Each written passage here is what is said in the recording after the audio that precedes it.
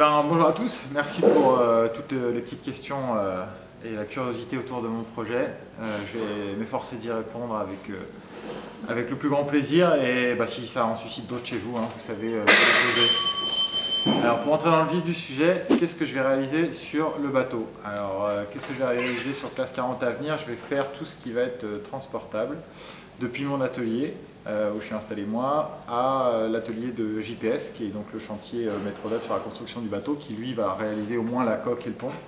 L'idée c'est que moi je fasse tous les éléments de structure, les cloisons, les renforts, etc. qui vont pouvoir être greffés ensuite dans la coque et sur le pont. Et forcément à un moment j'arriverai à embuter des éléments que je peux préfabriquer moi dans mon atelier et à ce moment là l'idée ça va être d'aller rejoindre les équipes de JPS à la Trinité-sur-Mer pour faire l'assemblage et finir le bateau tous ensemble. Est-ce que tu as besoin d'un coup de main? Alors j'ai besoin de coups de main avec grand plaisir, oui, dans la mesure où c'est un bateau qui est beaucoup plus large que le précédent. Et cette largeur, ça va définir la taille des plus grandes pièces que moi je vais avoir à réaliser seul dans mon atelier. Et on va tourner autour de 4 mètres, et donc manipuler des pièces de 4 mètres quand on est seul, c'est vite un challenge.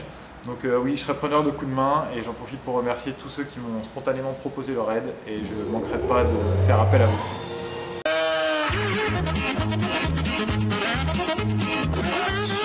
Ah, c'est la vie de chantier, le compresseur il démarre, on choisit pas. Pourquoi tes chaussures sont-elles scotchées?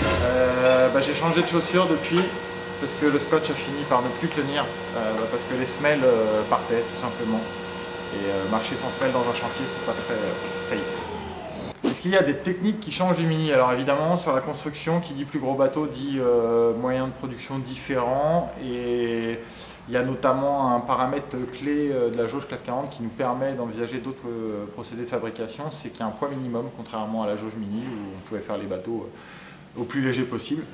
Et ce poids minimum tolère qu'on puisse faire de l'infusion. Donc l'infusion, très rapidement, c'est au lieu de mettre de la fibre, de la résine, de la fibre, de la résine, on va mettre toute la fibre et on va aspirer la résine de l'eau. Voilà. Je crois que c'est bon, Jamy, je suis prêt pour la course au large. Est-ce que la classe 40 va se transformer en classe Mini bis? Ah, classe Mini, ça restera toujours unique. Non, le plus triste constat qu'on peut faire en lien avec cette question, c'est que les gens avec qui j'ai pu naviguer en Mini et moi le premier, on porte le poids des années. Donc il y a un moment où on se plie moins en quatre et on essaie de faire du gros bateau.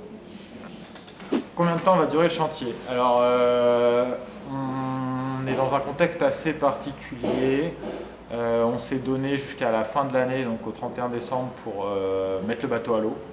Sachant qu'en temps normal, on peut espérer être un peu plus tôt que ce timing-là. Donc voilà, après ce qui est important c'est de prendre le temps de bien faire les choses pour ne pas avoir besoin d'y revenir en chantier, pouvoir faire que naviguer derrière. Et moi mon objectif ça a toujours été d'avoir un bateau à l'eau au 1er janvier 2021 pour rester dans un timing cohérent avec les ambitions de performance sur les courses de l'année dès 2021. Donc on est en plein dedans.